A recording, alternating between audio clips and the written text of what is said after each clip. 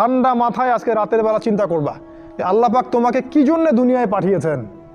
একটু চিন্তা করবা, 1 মিনিট একটু চিন্তা করবা যে তুমি পৃথিবীতে নাই, তুমি পৃথিবীতে নাই, তুমি মারা গেছো। চিন্তা করবা তুমি মারা গেছো। এরপর চিন্তা করবা তুমি যে মারা গেছো পৃথিবীর কারো কোনো সমস্যা হচ্ছে কিনা। তুমি যে মারা গেছো পৃথিবী কি থেমে আছে? তোমার পরিবার থেমে থাকবে? তোমার শিক্ষা, তোমার বন্ধু বান্ধব, তোমার আত্মীয়স্বজন কেউ থেমে থাকবে? কেউ থেমে থাকবে না। তুমি পৃথিবীতে থাকো বা না থাকো কারো কিছু আসে যাবে না। আল্লাহ পাক তোমাকে যে পৃথিবীতে রেখেছেন একটা সুযোগ খালি দিয়েছেন, যাতে তুমি আল্লাহর দ্বীনের জন্য কিছু করতে পারো। এটাই আল্লাহ তোমার কাছে চান, আর কিচ্ছু চান না। আর কিচ্ছু আল্লাহ তোমার কাছে চান না। আল্লাহ চান তুমি একজন ভালো মানুষ হও, ভালো মুসলিম হও এবং দ্বীনের জন্য কিছু খেদমত করে পৃথিবী থেকে বিদায় নাও। এই দিন তুমি ছাড়াও বিজয়ী হবে ইনশাআল্লাহ। তুমি থাকো বা না থাকো এই দিন কিন্তু বিজয়ী হবেই। হয় তোমাকে নিয়ে হবে অথবা তোমাকে ছাড়াই হবে। জীবনের উদ্দেশ্য ফিক্স করো। জীবনের উদ্দেশ্য একটাই, জান্নাত। জান্নাত পাওয়ার জন্য যা করা দরকার তাই করতে হবে। কোরআন হাদিস মেনে চলা থেকে শুরু করে আমল করা, আদব আখলাক সব কিছু এর মধ্যে চলে আসবে ইনশাআল্লাহ। আল্লাহ পাক তোমাকে পথ দেখাবেন। আগে তুমি জীবনের উদ্দেশ্য ফিক্স করো। একটা কথা বলি, সবাই তোমাদেরকে বলবে জীবনে সফল হতে হবে। অনেক কথা আমি বলছি আমার ব্যক্তিগত অভিজ্ঞতা থেকেই বলছি। আল্লাহ পাক আলহামদুলিল্লাহ ফার্স্ট সেকেন্ড ছাড়া রেজাল্ট আমাদের হতো না। যখন থেকে আমরা বুঝতে পেরেছি যে ট্র্যাকে আমরা যাচ্ছি সে ট্র্যাকটা ভুল, সেই ট্র্যাকটা ভুল, এই বুঝটা যখন থেকে আসছে আমাদের মধ্যে, আমরা চেষ্টা করছি অন্যদেরকে আমাদের শিক্ষা দিয়ে সচেতন করার জন্য। আমরাও ভুল করেছি, ভুলের উপর ভুল করেছি। আল্লাহ পাক যেন মাফ করেন, আল্লাহুম্মা আমিন। সাফল্যের সংজ্ঞা শেখানো হতো আমাদেরকে পরিবার থেকে। সফল হতে হবে বাবা, নিজের পায়ে দাঁড়াতে হবে, বাবাকে দেখতে হবে, মাকে দেখতে হবে, অমুক তমুক ইত্যাদি ইত্যাদি। বিয়ে করবি কি নিয়ে, তোর তো কিছুই নাই, বলে নাই কথাগুলো আপনাদেরকে। চাকরি বাকরি করতে হবে, প্রতিষ্ঠিত হতে হবে। শোনো, সাফল্যের একটা সংজ্ঞা দিয়েছেন আল্লাহ কোরআনে, একটাই সংজ্ঞা, সূরা আল ইমরানের মধ্যে আছে। আজকে আমি সব ডিটেলস বলার সময় পাচ্ছি না। সূরা আল ইমরানের মধ্যে আছে, কুল্লু নাফসিন যায়িকাতুল মাউত, প্রত্যেকটা নফস মারা যাবে এবং কিয়ামতের মাঠে তাদের পুরোপুরি প্রতিদান তাদেরকে দেয়া হবে। এখানে আল্লাহ সাফল্যের সংজ্ঞা দিয়েছেন, ফামান যুহজিহা আনিন নার ওয়া উদখিলাল জান্নাহ ফাকাদ ফাজ। ওই দিন কিয়ামতের মাঠে যাকে জাহান্নাম থেকে বাঁচানো হবে আর জান্নাতে প্রবেশ করানো হবে, ফাকাদ ফাজা, এই ব্যক্তি হচ্ছে সফল। সাফল্যের সংজ্ঞা কোথায় পাইলেন? যদি আমরা জাহান্নাম থেকে বাঁচতে পারি প্রত্যেক ব্যক্তি এবং জান্নাতে যেতে পারি, সেই সফল। এছাড়া কেউই সফল না, এই পৃথিবীর কেউই সফল না, কেউ না। সে যত বড় রাষ্ট্রনেতা হোক, পণ্ডিত হোক, বিজ্ঞ হোক, পণ্ডিত কে হয় হোক, যার দাপটে সারা বিশ্ব কাঁপে, এও সফল না যদি না সে জান্নাতে যেতে পারে। কিন্তু একজন এই ভ্যান চালক, এক রিক্সা চালক, এক আমার ওই গরিব চাচা, ওই কৃষক, সে যদি হিসাব দিয়ে জান্নাতে যেতে পারে, সে সফল। তিনি সফল, তিনি আল্লাহর কাছে পছন্দের বান্দা। অতএব জীবনের উদ্দেশ্যটাকে ঠিক করে ফেলো, এটা প্রথম কাজ। দ্বিতীয় কাজ, তোমাকে জ্ঞান অর্জন করতে হবে। দ্বিতীয় কাজ, কিসের জ্ঞান অর্জন করবে? যে জ্ঞান তোমাকে আল্লাহর দিকে নিয়ে আসবে সেই জ্ঞান অর্জন করতে হবে। কোন কোন সাবজেক্ট পড়তে হবে তোমাকে প্রথমত কোরআন পড়তে হবে, তেলাওয়াত করা শিখবে, অর্থ জানবে, আরবি ভাষা শেখার চেষ্টা করো, কোরআনের আদেশ মানো, নিষেধগুলো ছেড়ে দাও এবং কোরআনের দাওয়াত মানুষের কাছে পৌঁছে দাও। কোরআনের দাওয়াত মানুষের কাছে পৌঁছে দাও এবং কোরআনের বিধান বাস্তবায়নের জন্য আল্লাহর পথে চেষ্টা করো। আর কি সাবজেক্ট পড়তে হবে? তোমাকে হাদিস পড়তে হবে, রাসূলের হাদিস, অসংখ্য হাদিস, এগুলো পড়তে হবে তোমাকে। আর কি পড়বে? ইসলামের ইতিহাস তোমাকে পড়তে হবে। ইসলামের ইতিহাস জানবে না তাহলে হীনমন্য জাতি হবে। তুমি জানবেই না তোমার এই বাপ দাদারা ছিল সিংহ পুরুষ, তুমি এটা জানবেই না। তোমার শেকড় যে এত সিংহ পুরুষ দিয়ে ভর্তি, এটা তুমি জানোই না। এই জন্য হীনমন্যতায় ভোগো, মনে হয় যে আমাদের কেউ নাই, আমরা এতিম। জি না, আমরা এই বিশ্ব শাসন করেছি 100 বছর আগেও। এই 100 বছর আগেও এই পুরো বিশ্ব আমাদের হাতে ছিল। এখন যা দেখছো এরকম অতীত এরকম ছিল না। একটা ওমরের হুঙ্কারে সারা বিশ্ব কেঁপে যাইতো। এক আলী রাদিয়াল্লাহু আনহু যদি জিহাদের মাঠে হুঙ্কার দিতেন, সমস্ত কাফের হৃদয় একদম দরদর করে কাঁপতে থাকতো। আমাদের সিংহ পুরুষ বাবারা দাদারা এরকম ছিলেন। আমরা এত হীনমন্য জাতি ছিলাম না। আজকে আমরা আমাদের পরিচয় ভুলে গেছি। ইতিহাস পড়তে হবে তোমাকে। আর কি পড়তে হবে? ইসলামের অর্থনীতি পড়বে, অর্থনীতি জানো না, তুমি হালাল হারাম বুঝতে পারবে না। ওরা তোমার সাথে প্রতারণা করে এমন হারাম ঢুকিয়ে দিবে তুমি বুঝতেই পারবে না এটা হারাম ছিল। ইকোনমিক্স পড়তে হবে, খুব ইম্পর্টেন্ট সাবজেক্ট এই জামানার জন্য। আর কি পড়তে? পলিটিক্যাল সায়েন্স, এই বিশ্ব রাজনীতি সম্পর্কে পড়াশোনা করবে, এটা গুরুত্বপূর্ণ সাবজেক্ট। এছাড়া জেনারেল লাইনে যে পড়াশোনাগুলো করছো এগুলো ভালো, আমি এগুলো পড়তে নিষেধ করিনি। আমি বলেছি এগুলোর শিকড়টা হবে ইসলামিক। তুমি ডাক্তার হও আর ইঞ্জিনিয়ার হও আর কি হও এটাতে আমাদের কোনো আপত্তি নাই, শিকড়টা হতে হবে ইসলামিক, কোরআন এবং সুন্নাহ ভিত্তিক। আর একটা সাবজেক্ট পড়বে ফিকহ। ফিকহ যদি না পড়ো তাহলে কি হবে জানো? তাহলে নফল মোস্তাহাব আমলগুলো নিয়ে মারামারি কাটাকাটি করে ফরজ ঐক্য নষ্ট করে ফেলবা। এখনকার দেখো না যে অল্প কিছু পড়াশোনা করে, 2 পাতা পড়াশোনা করে দায়ী হয়ে গেছে একেবারে। কোরআনটা ঠিক মতো পড়তে পারে না, কোরআনটা রিডিং ঠিক মতো পড়তে পারে না, বড় বড় ফতোয়া দিয়ে বেড়াচ্ছে ওইটা হালাল আর ওইটা হারাম, ওইটা অমুকের এই নাই অমুকের সেই নাই। হচ্ছে না এটা ফিকহ না জানার কারণে হচ্ছে। ফিকহের বুঝ কঠিন বুঝ, গভীর বুঝ। এই জন্য ইমাম আবু হানিফা থেকে শুরু করে যত ফকিহ ছিলেন সবাইকে ভক্তি শ্রদ্ধা সম্মান করতে শিখো। ফিকহটা অনেক কঠিন একটা জিনিস, আমরা তো এখানে সমালোচনা বেশি করতে চাই, এটা ঠিক না। এই ফিকহের জ্ঞান না থাকলে তুমি কোনটা ফরজ, কোনটাকে বেশি গুরুত্ব দেওয়া লাগবে, কোনটা নফল, কোনটাকে মুস্তাহাব, কোনটা ওয়াজিব পর্যায়ের, কোনটা সুন্নতে মুআক্কাদা, কোনটা কি সব বুঝতে পারবে না। আর না বুঝতে পারলে তুমি কি করবা? যে বিষয়ে ছাড় দেয়া যেত সেটাকে ছাড় না দিয়ে তুমি বড় বড় জিনিসগুলোকে ভেঙে ফেলবা। খেয়াল করে দেখবেন ছোট ছোট মাসআলাগুলোকে নিয়ে, যেগুলো ইখতিলাফি মাসআলা, যেগুলো নিয়ে সাহাবায়ে কেরামদের মধ্যে দ্বিমত ছিল, এগুলোকে নিয়ে বাংলাদেশে শত শত দল হয়ে গেছে, হয় নাই? কোনো দল কি বলেছে আল্লাহ নাই? কোনো দল বলে যে রাসূল নাই, কোরআন নাই, আমাদের কেবলা আলাদা, এটা বলে? সবার আল্লাহ এক, রাসূল এক, কেবলা এক, কোরআন এক, সুন্নাহ এক, সব এক। তাহলে এতগুলো দল কেন হলো? ওই যে সংকীর্ণ মানসিকতা এবং এই ফিকহের বুঝ না থাকার কারণে হয়েছে। তাই ফিকহটা পড়বে, না হলে তোমার দ্বারা উপকার না হয় উম্মার ক্ষতি হয়ে যাবে, তোমার দ্বারা উপকার না হয় উম্মার ক্ষতি হয়ে যাবে। আর 2-1টা সাবজেক্ট বলছি, জিও পলিটিক্স, ভূ রাজনৈতিক প্রেক্ষাপটটা পড়তে হবে তোমাকে।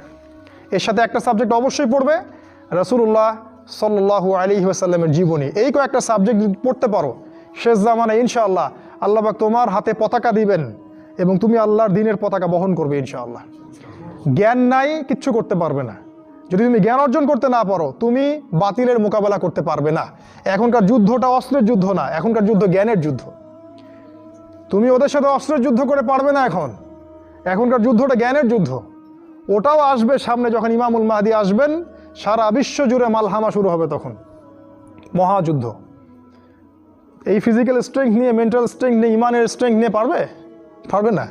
জ্ঞান অর্জন করো, কারণ রাসূল সাল্লাল্লাহু আলাইহি ওয়াসাল্লামকে প্রথম আল্লাহ আদেশ করেছেন ইকরা, পড়ুন পড়ুন পড়ুন। জ্ঞান নাই, সমাজ সংস্কার করতে পারবে না। এটা 2। 3 নাম্বার হচ্ছে জ্ঞান অনুযায়ী আমল করতে শেখো দ্রুত। যতটুকু জানলা আমল করতে শেখো, আগামীকালের জন্য ফেলে রাখবে না। আজকে যা শিখেছো আজকেই আমল করো, রাসূলের সুন্নাহগুলোকে গুরুত্ব দিয়ে করো। যেখানে ইসলাম প্রশস্ততা দিয়েছে সেখানে প্রশস্ততা প্রদর্শন করো, যেখানে প্রশস্ততা নাই সেখানে ওটাই মেনে চলো। ইসলাম একটা প্রশস্ত রিলিজিয়ন, এখানে অনেক কিছু প্রশস্ততা আছে, সেই প্রশস্ত ইসলাম ফলো করো, আমলগুলো করো। প্রতিদিন 5 ওয়াক্ত সালাত মসজিদে জামাতের সাথে পড়তে হবে। যখন তুমি রমাজান মাস পাবে সওম রাখতে হবে, জাকাতের সম্পদ আসলে জাকাত দিবে, মানুষের সাথে ভালো আচরণ করতে শিখো, উম্মাহকে ঐক্যবদ্ধ করতে শিখো, কোরআনের জ্ঞান অর্জন করো, সুন্নাহর জ্ঞান অর্জন করো এবং জানা অনুযায়ী আমল করে তুমি তোমার নিজের ভিতরে একটা পরিবর্তন নিয়ে আসো। পবিত্র হওয়ার চেষ্টা করো, সব পাপ থেকে তওবা করে ফিরে আসো।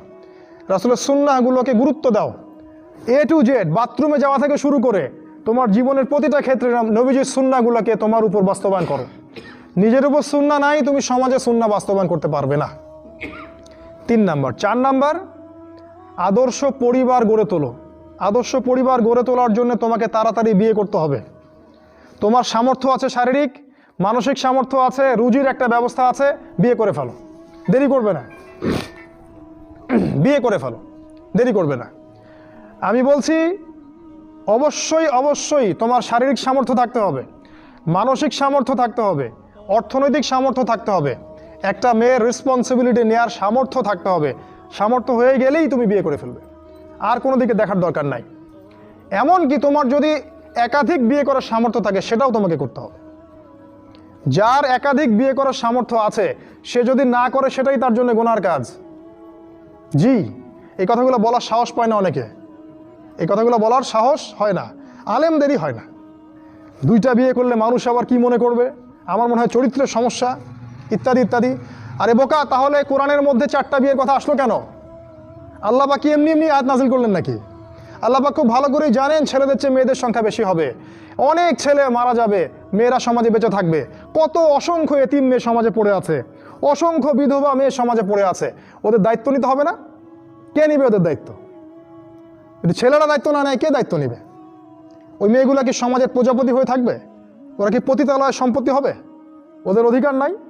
এখানে অধিকার দিলে আমরা চরিত্র খারাপ হয়ে যায়। আর এদের সাথে তোমরা সারা দেশে এবং বিশ্বে জেনা করে বেড়াচ্ছ, এগুলাতে চরিত্র খারাপ হয় না। একটা ছেলে বিয়ে করার পরেও 10টা মেয়ের সাথে পরকীয়া করে, এটাতে চরিত্র খারাপ হয় না। কিন্তু যদি আরেকটা বিয়ে করে তখন সমাজের মানুষ তাকে বাঁকা চোখে দেখা শুরু করে। এটা জাহিলিয়াত, এটা পুরো সম্পূর্ণ মক্কার জাহিলিয়াত চলছে। দ্রুত বিয়ে করো, বিয়ে করে আদর্শ পরিবার গঠন করবে। পরিবারটা এত শক্তিশালী হবে যে পরিবারের ভিতর যেন কোনো রকম শিরক, কোনো বেদাত, কোনো কুফর, কোনো হারাম ঢুকতে না পারে। পারবে না ইনশাআল্লাহ? ইনশাআল্লাহ। 5 নাম্বার, তোমার সন্তানদেরকে মানুষ করে যাও।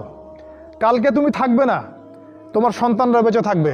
এক একটা সন্তান, এই যে বাচ্চাগুলোকে এমনভাবে বড় করতে হবে যাতে এরা আগামী দিনের ওমর হয়, আগামী দিনের হামজা হয়, আগামী দিনের খালিদ বিন ওয়ালিদ রাদিয়াল্লাহু আনহু হতে পারে ইনশাআল্লাহ। নিজে কি করেছি, সারা জীবন বৃথা চলে গেল। নিজের সাথে যা হয়েছে হয়েছে, বাচ্চাদের সাথে আর রিস্ক নেবেন না। বাচ্চাদেরকে ধ্বংস করবেন না আল্লাহর ওয়াস্তে। ওদেরকে আল্লাহর পথে দিয়ে দিন, দিন শেখান, কোরআন শেখান, হাদিস শেখান, ডিনামাইট করে গড়ে তোলেন। 7 নাম্বার, হালাল রিজিক অন্বেষণ করো তোমরা। রিজিকটা যত ছোট পেশা হোক না কেন, যদি হালাল হয় অবশ্যই সেটাই উত্তম। আর যত বড় পেশা হোক না কেন, যদি হারাম হয় সেটা তোমার জন্য জাহান্নামে যাওয়ার কারণ হবে। অনেক বড় পদ আছে কিন্তু সেখানে ঘুষ আছে, সুদ আছে, প্রতারণা আছে, সেখানে যাবে না। আল্লাহর ওয়াস্তে সেখান থেকে দূরে থাকো। আর তুমি যদি কৃষক হয়ে থাকো, তোমার রুজির মধ্যে হালাল থাকে, তুমি কৃষিকাজ করেই সংসার চালাও, কোনো সমস্যা নেই ভাই, কোনো সমস্যা নাই। লজ্জার কিছু নাই, অপমানের কিচ্ছু নাই। তুমি আল্লাহর কাছে প্রিয় বান্দা। আল্লাহ পাক বলেছেন, ইন্নাল্লাহা তাইয়্যিব লা ইকবালু ইল্লা তাইয়্যিব। আল্লাহ পাক পবিত্র, পবিত্র রিজিক ছাড়া তিনি গ্রহণ করেন না। সারা জীবনের ইবাদত কবুল হবে না যদি আপনার রিজিকের মধ্যে হারাম থাকে।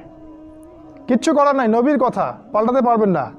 সারা জীবন সুদ ঘুষ খেয়ে বছর বছর হজ উমরা করবেন আর হাজি সাহেব লকব লাগাবেন, ওইসব করে লাভ নাই আল্লাহর কাছে, কোনো লাভ নাই। ওইরকম হজ আবু জেহেলও করতো, আবু জেহেল হজ করতো এরকম। ওইসব হজ উমরা আল্লাহ পাকের কাছে দেখায় লাভ নাই। রিজিক হতে হবে পিওর, পরিশুদ্ধ, যেটা খুব ডিফিকাল্ট। এই জন্যে আপনাকে নাসিহা করছি, কৃষিভিত্তিক অর্থনীতির দিকে চলে আসেন। কৃষিভিত্তিক অর্থনীতি, এটা আপনার জন্য ভালো হবে ইনশাআল্লাহ। আর ব্যবসা ভিত্তিক, কটা বললাম? 7, 8, আর 2-3টা বলে শেষ করছি। 8 নাম্বার হচ্ছে শারীরিকভাবে শক্তিশালী থাকতে হবে। এর জন্য আপনাকে নিয়মিত ব্যায়াম করতে হবে, নিয়মিত ফিজিক্যাল এক্সারসাইজ বলেন, জিম বলেন, অন্য যে বিষয়গুলো আছে এগুলো আপনাকে করতে হবে। যে খাবারগুলো আপনি খাবেন, প্রত্যেকটা খাবার বিশুদ্ধ কিনা অবশ্যই পরীক্ষা করে খাবেন। এমন কোনো খাবার খাবেন না যে খাবার প্রস্তুত করেছে ওরা, অর্থাৎ ওরা, বুঝতে পারছেন কারা? কারণ ওদের খাবারের মধ্যে এমন কিছু থাকে যেটা আপনাকে আস্তে আস্তে আস্তে আস্তে ধ্বংস করে দিবে। এত ক্যান্সারের রোগী আগে ছিল, এত ডায়াবেটিসের রোগী আগে ছিল, এই যে প্রেশার, হাবি জাবি, স্ট্রোক এগুলো আগে ছিল না। এগুলো রোগ আগে ছিল না। বিগত এই 50 বছরে দেখবেন এমন সব রোগ এত বেশি বেশি করে বাসা বেঁধেছে যে আমাদের প্রজন্মের পর প্রজন্ম ধুকে ধুকে মারা যাচ্ছে এখন। অতএব খাবারের ব্যাপারে সচেতন থাকবেন। এমন খাবার গ্রহণ করবেন না যে খাবারটা বিশুদ্ধ না, যে খাবারটা ম্যানুফ্যাকচার, সেটা গ্রহণ করবেন না। মানে মানুষ ওই কলকারখানায় তৈরি করেছে এমন খাবার খাবার খাবেন না। নিজে খাবার উৎপাদন করে খান, নিজে চাষ করে খান, খাঁটি জিনিস খুঁজে খুঁজে খাবেন। আল্লাহর ওয়াস্তে এটা নসিহা করছে এই কারণে, আপনি প্রচণ্ড অসুস্থ হয়ে যাবেন যদি আপনি ওদের খাবার খান। আজকে বুঝতে পারবেন না, যখন হবেন তখন আমার কথা বুঝতে পারবেন। এটা কত বলো? 8, 9 নাম্বার, মুসলিম উম্মাহ। আর 2টা বলে শেষ করছি। 9 নাম্বার হচ্ছে মুসলিম উম্মার মাঝে এই যে বিভক্তি চলছে, আপনি বিভক্তিটাকে দূর করে একটা জায়গায় নিয়ে আসার চেষ্টা করেন। কিভাবে করবেন? নতুন একটা দল খুলতে হবে না। আপনি যদি একটা প্রতিষ্ঠান করে থাকেন, একটা ফাউন্ডেশন করে থাকেন, একটা সংগঠন করে থাকেন, যেটাই করে থাকেন, আপনি যদি এতটুকু নসিহা গ্রহণ করেন যে হ্যাঁ, এই শততা বিভক্ত এই উম্মার প্রত্যেকেই আমার ভাই, সে যে মাযহাবই হোক আর যে তরিকাই হোক, সে আমার ভাই, সেও মুসলিম আমিও মুসলিম, তার সাথে আমার কিছু বিষয়ে হয়তো দ্বিমত আছে, কিন্তু এই না, তার মানে এই না যে সে কাফের আর আমি মুশরিক, সে কাফের আর আমি মুসলিম, এমন নয়। প্রত্যেকেই আমার ভাই। প্রত্যেকটা দলের মধ্যে যদি ভালো ভালো কিছু পান, সেই ভালোটুকু আপনি গ্রহণ করেন। আপনি দেখবেন প্রতিটা দলের মধ্যেই ভালো না কিছু আছে, আছে না? নাকি নাই, সবই খারাপ? প্রত্যেকটা ইসলামপন্থী দলের মধ্যেই ভালো কিছু না কিছু অবশ্যই আছে, সেই ভালোটাকে আপনি নিয়ে নেন, ব্যাস হয়ে গেল।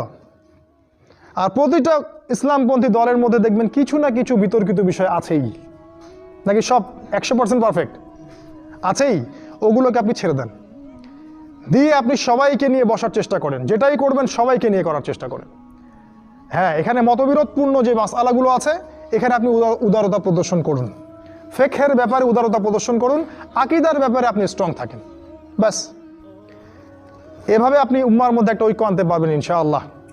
আর এই উম্মার ঐক্য যদি না থাকে, তাহলে আগামী দিনগুলোতে এই উম্মাকে বাঁচাতে পারবে না কেউ না। এই উম্মার ঐক্য যদি ধ্বংস হয়ে যায়, যেটা হয়ে গেছে প্রায়, এই অবস্থা যদি চলতে থাকে আগামী 10 বছর, এই উম্মার ধ্বংস কেউ ঠেকাতে পারবে না ইল্লা মাশা আল্লাহ। খুবই কনসিয়াস থাকেন, এটা ফরজ জিনিস। ওয়া'তাসিমু বিহাবলিল্লাহি জামিআ, আল্লাহ পাক বলেছেন আল্লাহর রজ্জু একসাথে শক্ত করে ধরো, এটা আল্লাহর আদেশ। আর যেটা আল্লাহর আদেশ সেটা ফরজ। আপনার জোরে আমিন বলা ফরজ নয়, পায়ে পা লাগানো ফরজ নয়, রফুল ইয়াদাইন করা ফরজ নয়, আপনারা যে আরও জিকিরের তরিকাগুলো বের করেছেন এগুলো ফরজ নয়, এগুলো গুরুত্বপূর্ণ হতে পারে, সুন্নাহ, ফরজ নয়। ওয়া'তাসিমু এটা ফরজ, আল্লাহর রজ্জু শক্ত করে একসাথে ধরে থাকো, এটা ফরজ। আপনি ফরজটাকে ছেড়ে দিয়ে সুন্নাহ ধরতে পারেন না। যদি ধরেন তাহলে আপনার নির্বোধ, আপনি বোঝেন না যে কোনটাকে বেশি গুরুত্ব দিতে হবে। অতএব উম্মার ঐক্যের জন্য কাজ করুন, যারা ঐক্যের জন্য কাজ করছে ওদেরকে সহযোগিতা করুন। আপনার সময় থাকলে সময় দেন, মেধা থাকলে মেধা দেন, অর্থ থাকলে অর্থ দেন, অথবা দোয়া করে সহযোগিতা করুন। যেভাবে পারেন আপনি তাদেরকে সহযোগিতা করুন। লাস্ট আরেকটা হচ্ছে, আপনাকে আল্লাহ পাক যে সময়টুকু দিয়েছেন এই যৌবনের, এই দুনিয়ার জীবনের, আল্লাহর দ্বীনের দাওয়াত আপনি প্রচার করেন। আপনার মধ্যে যতটুকু এলেম কালাম আছে, বাল্লিগু আন্নি ওয়ালাউ আয়া, একটা আয়াতও যদি জানো আমার পক্ষ থেকে প্রচার করে দাও। প্রতিটা দিন আপনি আল্লাহর পথে দাওয়াতের জন্য নেমে পড়েন। ফুল টাইম দায়ী হতে বলছি না আমি, পার্ট টাইম দায়ী হয়ে যান। প্রতিটা দিন কিছু না কিছু সময় আল্লাহর দ্বীনের জন্য ব্যয় করেন। মসজিদে বসেন, তালিম করেন, লোকজনকে নামাজের দিকে ডাকেন, আল্লাহর পথে সময় দেন। আপনি যারা দ্বীনের পথে কাজ করছে ওদেরকে হেল্প করেন, নিজে দাওয়াতি কাজ করেন, আপনার সেক্টরে দাওয়াতি কাজ করেন, নিজের মধ্যে, নিজের বন্ধু মহলে, পরিবারে, আপনার আত্মীয় স্বজনের মধ্যে দাওয়াত দিতেই থাকেন। শুনুক না শুনুক নাই, কথা বোঝেন নাই, শুনুক বা না শুনুক আপনি দাওয়াতি কাজ করতেই থাকেন। ইনশাআল্লাহ এই 10টা কাজ যদি আপনারা যুবকরা করতে পারেন, আমি আশাবাদী ইনশাআল্লাহ আগামী দিনগুলোতে আপনি হবেন ইমামুল মাহদির সৈনিক ইনশাআল্লাহ।